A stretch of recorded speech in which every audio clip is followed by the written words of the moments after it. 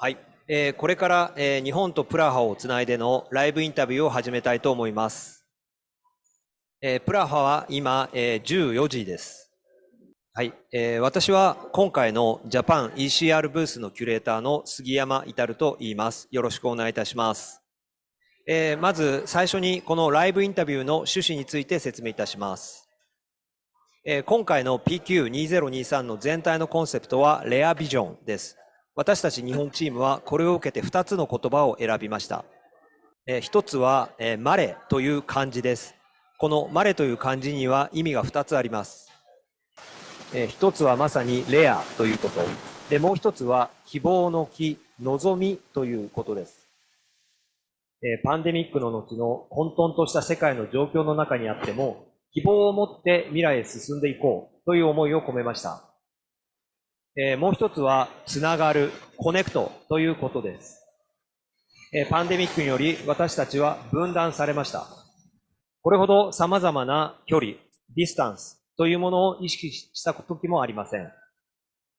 しかし、今までとは違うつながり方、例えば、ウェブ上でリモートでつながるという手段も同時に手に入れました。距離と時間、言葉や文化など、様々な分断を超えて、新たにつながり直す方法を探したいと考え、このライブインタビューを企画しました。古典芸能から現代劇、さらにはアニメや漫画を原作としたミュージカル、2.5次元ミュージカルなどのエンターテインメント、様々なジャンルの舞台芸術が共存しているのも日本の特徴です。このような状況の日本の舞台芸術シーンで活躍しているデザイナーの方15人に、このマレということとつながるというテーマに沿った作品を紹介していただき、生の声を届けるというのが、今回のこのライブインタビューの趣旨になります。はい。では、早速始めたいと思います。Let's start. で、今日はですね、素晴らしい模型と、触る模型、タクタイルモデルを出展くださっている美術デザイナーの伊藤雅子さんです。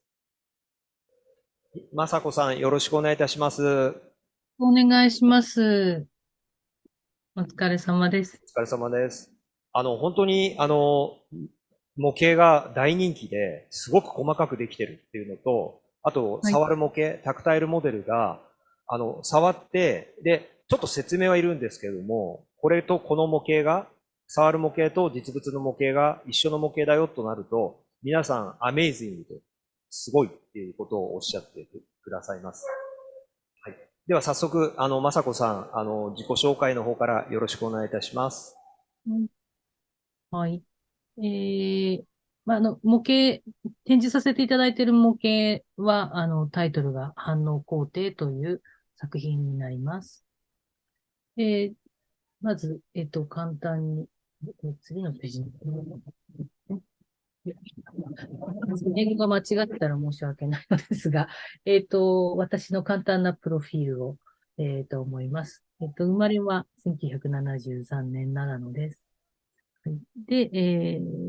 東京造形大学という、大学を卒業して、その後、セットデザイナーの松井留美、という、師匠につきました。で、8年ほど、助手をして、2003年から4年にですね、日本の文化庁から、海外研修というのをさせていただいて、1年間、オランダに、留学して、舞台美術の勉強をしました。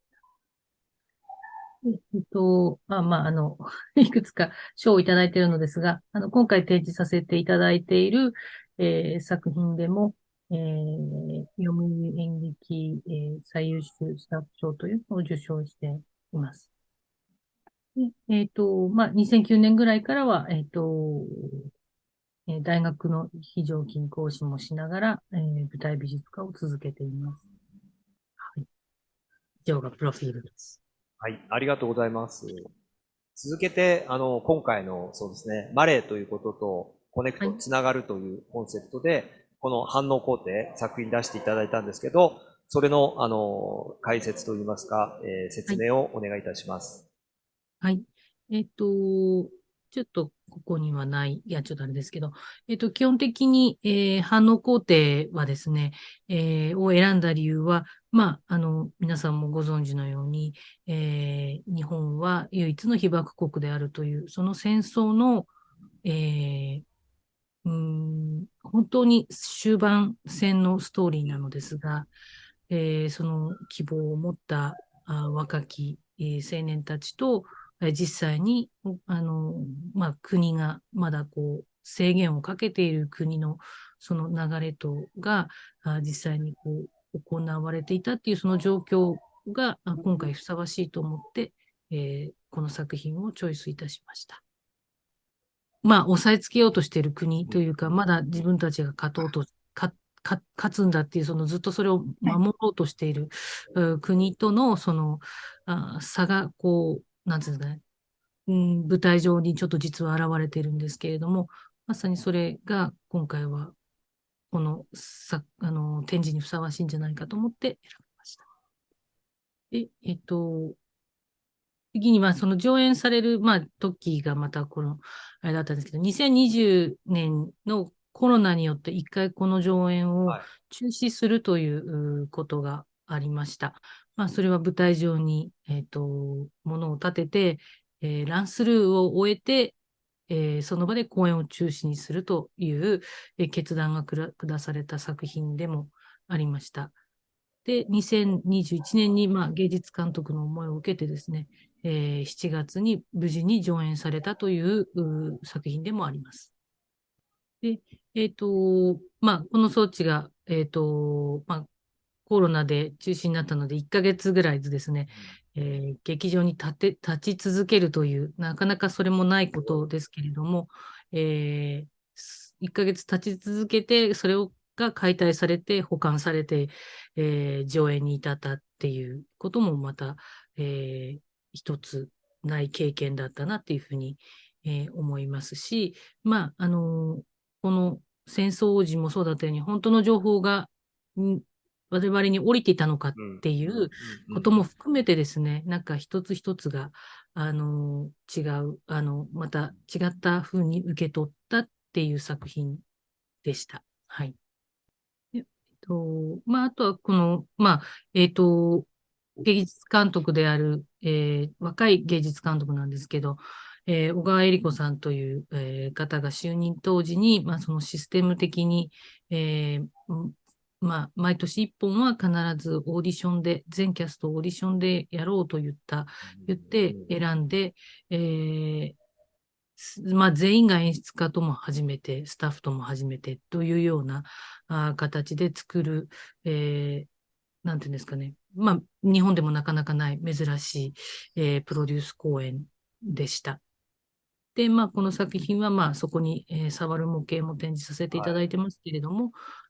聴覚や視覚に障害のあるお客様へのサポートも実施していたという作品になります。で、次にですね、作品のコンセプトになるんですけれども、この作品は、劇作家この台本を書かれている宮本健さんという方の実際の、ご自身の体験をもとに書かれている、台本になります。作品になります。で、終戦前夜の軍需工場で生きる人々を描き出した作品になります。はい。で、まあ、時が1945年8月で、場所が九州の中部にある軍需工場。で、戦争がしてない時は染め物をする工場。で、戦時中はロケットを作っていた、ロケット砲を推進する薬を作るっていう、その反応工程を、する場所という形でした。で、そこに多くの人が、その何を作っているかっていうことを知らされずに、工員として多く働かされていた場所でもあります。で、内容の中としては、勝利を信じながら働く工員というか、まあ、前夜ですけど、まだ自分たちが勝つっていうね、信じていて働く、工員と、まあ、上層部の人たちですけど、もう実際にもう戦争が終わるということを知った状態で、それをまあ、要はお互いに、こう、伝えきれん、まあ、伝えちゃいけないから伝えてないんですけど、まあ、行員たちが、なんつうんですかね、うん、何を、そのお互いを信じ合うん。えたりとか信じ合えなかったりっていう、葛藤を描いている。で、どういう時に何を取ったら正しいのかっていうのを、うん、生き方を、葛藤を迫られる作品であるっていうことです。で、この後にもお見せする最初のスケッチはちょっとそうではなかったりもするのですが、この工場を、国に見立てて、太く大きく、どこまでも無限を感じさせるような、不動を感じさせるような柱を、まず工場の側を国としてまず見立てたっていうことですね。で、工場の壁を作るのではなく、国も正しいわけではないっていうこともあ、あるのではないかっていう、その好きだったりとか考え方の違いっていうのもあって、面で塞ぐことをなしに、しようというふうに思いました。で、唯一、正面に、塞がれている壁があるにはあるんですが、それも最後、剥がれて、書いて希望を感じるものに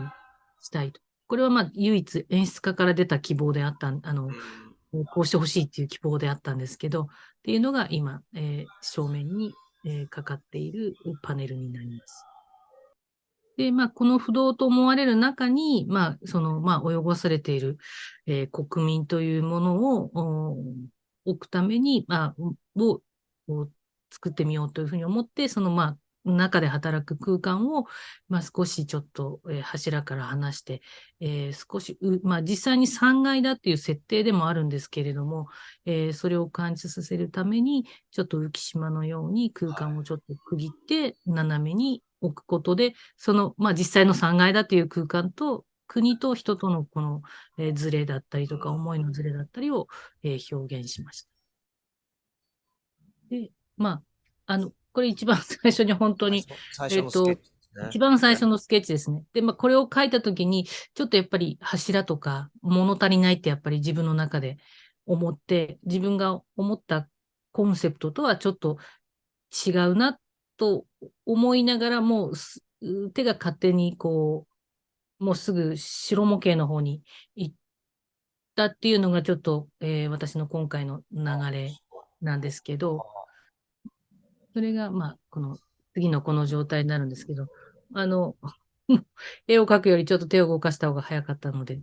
えっと、模型を作って演出家に、えー見せたっていう状態です。で、この今 A っていうのが演出家に最初見せた時の、状況、はい。一番最初に持ってった時の状況で、演出家と打ち合わせをしながら、B の形の方はい。に切った貼ったをして打えち合わせをしながら変更していったっていう感じですね。で、この時まだ、私自身がまだ後ろの壁をどうしようかうんうん。とかっていうのが、定まっていなかったので、ちょっと、ふわっと見せていたっていうところはあります。ただ、窓を奥にもう埋め込もうっていうことだけは頭の中にあったので、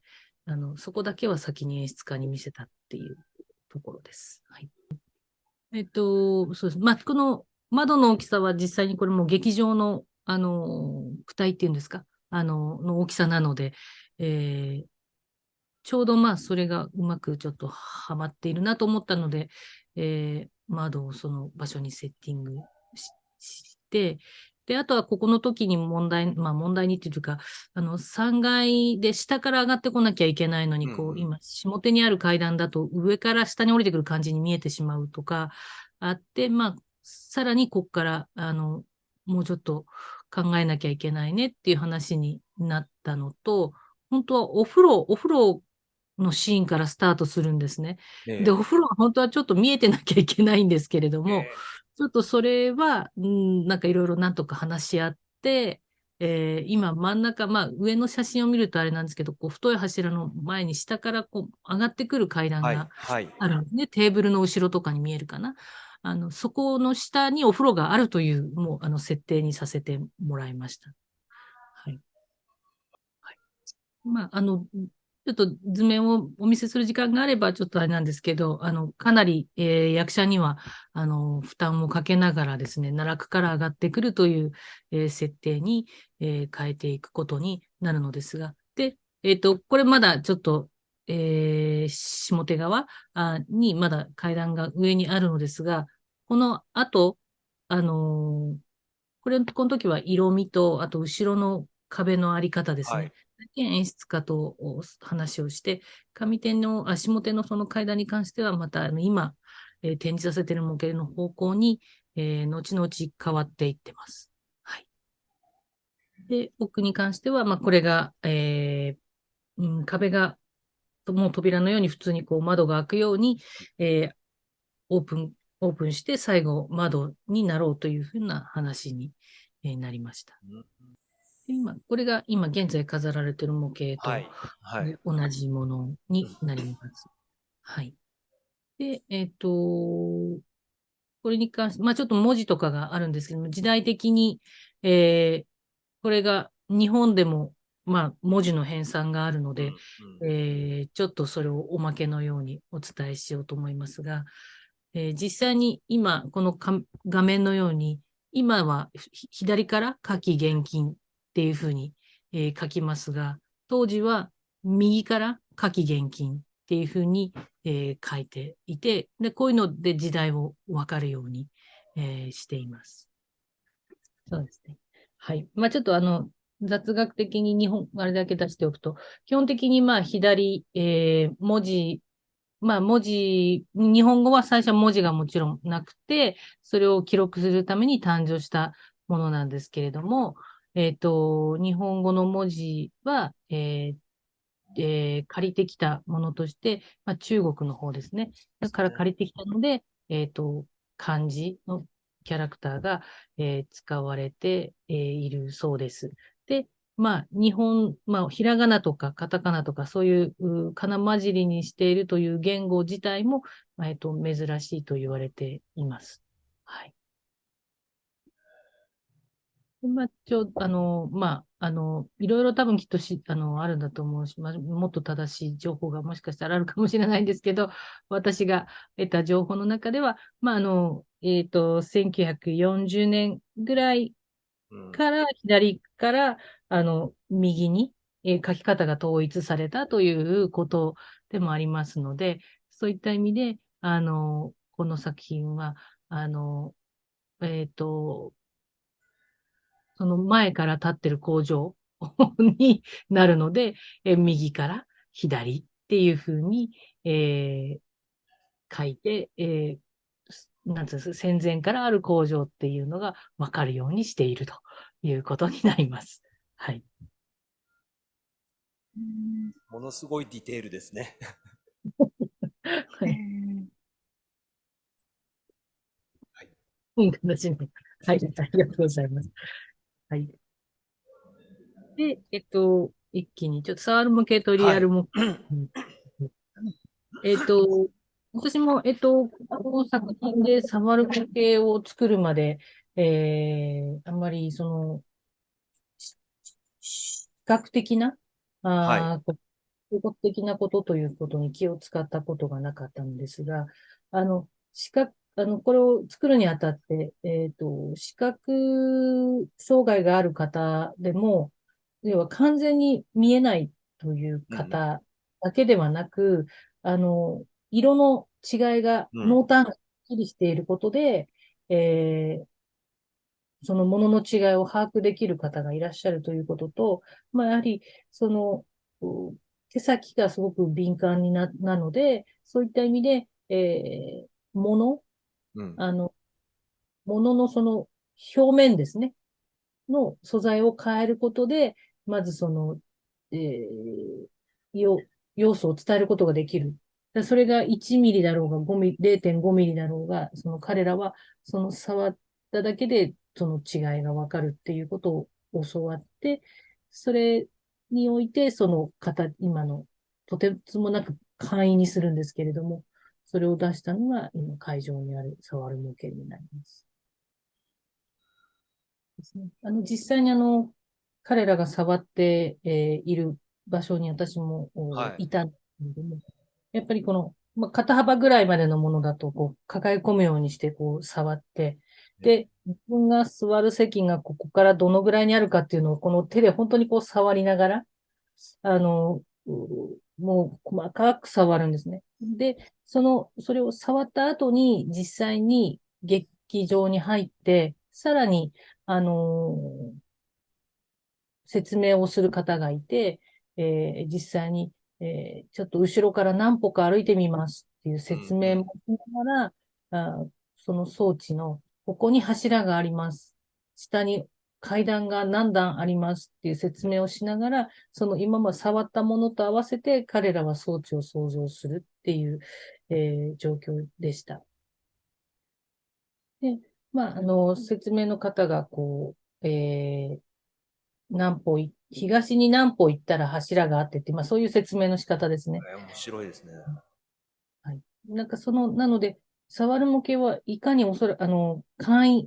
に逆に言えばシンプルに作るかっていう、要は、あの、それこそディテールは必要なくてですね。シンプルにここに柱があるとか、ここに、段が一段あるよとかっていうのを伝えるっていう、ことにすごく注視をするというか、気をつけなければいけないこと。で、彼らはそれを頭に入れて、実際の芝居をその後聞くっていうことになります。で、まあ、これと違うのが本模型。まあ、本模型っていうちょっと、その言い方が正しいのかあれですけど、実際に、まあ、舞台になる前に作る模型ですけれども、まあ、これに関して言うと、まあ、基本的にこれは、まあ、役者が見て、演出家が見て、私はスイッチを入れるためのものだと思っていて、まあ、やる気スイッチですね、を入れるためのものだと思ってて、なおかつ、まあ、この模型を見て、今回の作品の世界観を大道具の人だったり、背景さんに伝えて、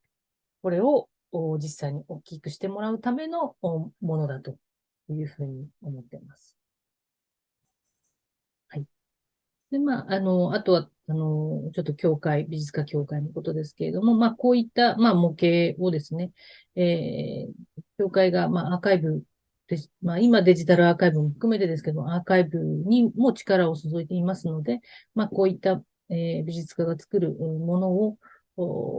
どのように、まあ、情報として残して、っていう活動も、まあ、実際に、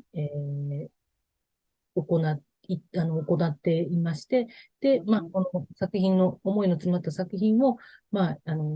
貴重な資料として残していくべきだというふうに考えています。で、最後に、パッと、舞台写真だけ見て、これが実際に舞台写真になったものになります。もう、そこに飾ってある模型と、はい。右になりますが、まあ、これで、舞台奥、実は、開く前に機銃走者に撃たれて、開いていく穴があるんですけど、まあ、それをアナログ的な仕掛けで、取って、後ろから明かりが入った後に、これが、窓が開いてって、未来に希望をつなぐっていう状態に、なっています。これが以上、いろいろな話になりましたが、えー、反応工程の状況全部になります。はい。雅子さん、本当にすごい細かいお話。あとこれ直接やはりデザイナーの方の言葉を通して模型を見て、図面を見てお話聞けるっていうのはものすごく貴重な機会だなと本当につくづく思いました。で、この模型がまた過去と未来をつないでいく重要なファクターにもなってるっていう、その雅子さんの思いを本当重く受け止めさせてもらいました。ありがとうございます。うん、はい。もう時間がちょっと押してしまったので、まだいろいろ本当お聞きしたいことが山ほどなんですけど、すいはい。ません。本当にどうもありがとうございました。ありがとうございました。あ